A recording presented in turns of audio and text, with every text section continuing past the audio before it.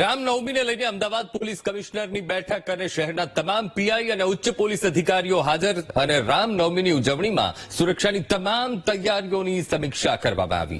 CCTV camera અને પોલીસની તૈયારી પર ચર્ચા અને અસામાજિક તત્વો વિરુદ્ધ કામગીરીની બેઠકમાં ચર્ચાનો મુદ્દો રહેશે, તો સુરક્ષા વ્યવસ્થા અને ગુનાખોરી સામે કાર્યવાહીનો મુદ્દો ચર્ચાયો।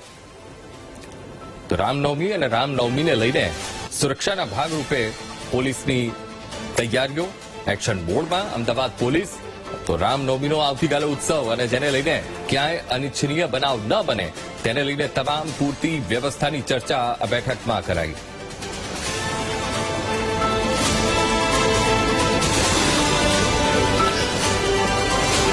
आज मुद्दे संवाददाता अनीता पटनी लाइव जोड़ाई गया है। अनीता, आज अमदावाद पुलिस कमिश्नरनी अध्यक्षतामां बैठक मळी रही है। आवतीकाले रामनवमीनो उत्सव अनिच्छनीय कोई घटना न बने तेना भागरूपे तेना तैयारीना भागरूपे आ महत्वपूर्ण बैठक कया कया मुद्दा आमां चर्चाई शके?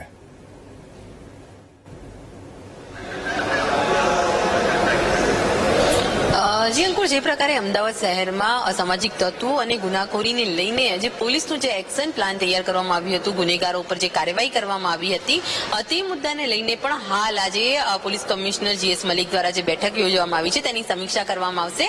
खास करीने अमदावाद शहरना तमाम पोलीस स्टेशनना जे पीआई कक्षाना अधिकारीओ साथे एसीपी अने डीसीपी कक्षाना जे तमाम जोन ने तमाम लोको अत्यारे हाल हाजर छे। आ तमाम अधिकारीओ साथे अत्यारे समीक्षा करवामां आवी रही छे, कारण के जे प्रकारे डीजीपी द्वारा 100 दिवसनी अंदर जे असामाजिक तत्वोने लईने जे कार्यवाही माटेनो जे रिपोर्ट तैयार करवामां आव्यो हतो, जेने लईने पोलीस द्वारा केवा प्रकारनी कार्यवाही करवामां आवी हती तेने लईने सौथी महत्वनो मुद्दो तपासनो रहेशे।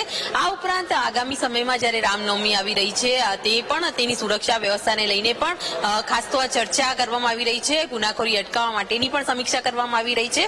हाल जे 100 दिवसनी ज्यारे वात करवामां आवी तो पोलीस द्वारा जे कार्यवाही करवामां आवी हती जेमां 150 जेटला जे गुनेगारो छे तेओने पासा हेठळ मोकली देवामां આવ્યા હતા, જ્યારે 30 જેટલા ગુનેગારોને તડીપાર કરવામાં આવી હતી।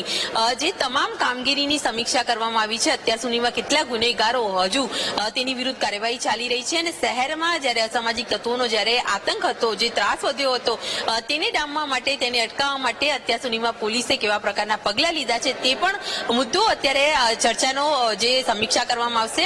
આ ઉપરાંત જ્યારે સીસીટીવી પ્રોજેક્ટ પણ શરૂ કરવામાં આવ્યો છે અમદાવાદ શહેરમાં, જ્યારે રથયાત્રાને અવસરે જે જુદા જુદા વિસ્તારમાં જે સીસીટીવી પ્રોજેક્ટ છે તેની કામગીરી ક્યાં સુધી પહોંચી હતી, અસામાજિક તત્વો પરની કાર્યવાહીને લઈને મહત્વનો મુદ્દો છે।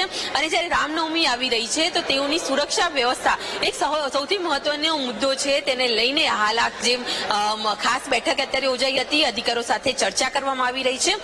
સૌથી મહત્વની બાબત અંકુર એ સામે આવી રહી છે કે ગઈકાલે જે પ્રકારે પોલીસ કમિશનર દ્વારા જે પોલીસ ઇન્સ્પેક્ટરની જે કામગીરી અને જે ફરજને લઈને એક સૂચના જાહેર કરવામાં આવી હતી, તે સૂચનાને લઈને હાલ આજે સમીક્ષા બેઠક જે યોજવામાં આવી હતી। હું તમને દ્રશ્યો બતાડીશ કે હાલ પોલીસ ઉચ્ચ અધિકારીઓ દ્વારા જે સમીક્ષા બેઠકને લઈને જે ચર્ચા કરવામાં આવી રહી છે તેના દ્રશ્યો અત્યારે બતાવીશ કે તમામ જે અધિકારી હાલ આ બેઠકમાં હાજર છે અને જેને લઈને હાલ તમામ જે મીડિયા જે છે તે પણ અત્યારે પહોંચી છે। જોઈ શકાય છે કે તમામ અધિકારી હાજર છે। પોલીસ કમિશનરની અધ્યક્ષતા હેઠળ જે ટ્રાફિક, ક્રાઇમ બ્રાન્ચ અને એસઓજી સહિતના જે અધિકારીઓ છે, તમામ ઝોનના જે ડીસીપી છે તેઓની સાથે હાલ આ ચર્ચા કરવામાં આવી રહી છે। સૌથી મહત્વનો મુદ્દો આગામી રામનવમીને લઈને પોલીસની સુરક્ષા વ્યવસ્થા શું હશે અને અસામાજિક તત્વોનો જે ત્રાસ જે હતો, જે આતંક હતો તેને ડામવા માટે જે કાર્યવાહી કરવામાં આવી હતી, કહેવાય છે કે 150 થી વધુ લોકોને ફક્ત જે આદેશ આપ્યા બાદ જે પોલીસે પાસા અને તડીપાર કરી હતી ને અત્યાર સુધીમાં માર્ચમાં જે છેલ્લા 3 મહિનાની અંદર 267 જેટલા ગુનેગારોને પાસા કરી દેવામાં આવી છે। આજે દ્રશ્યો જોઈ શકાય છે જ્યાં પોલીસ કમિશનરની અધ્યક્ષતા હેઠળ મીટિંગ યોજવામાં આવી છે। આ તમામ મુદ્દાને લઈને ટ્રાફિકની વ્યવસ્થા સાથે ક્રાઇમ બ્રાન્ચની જે અધિકારીની ટીમ દ્વારા સુરક્ષા વ્યવસ્થા પણ એક મહત્વનો મુદ્દો રહેશે।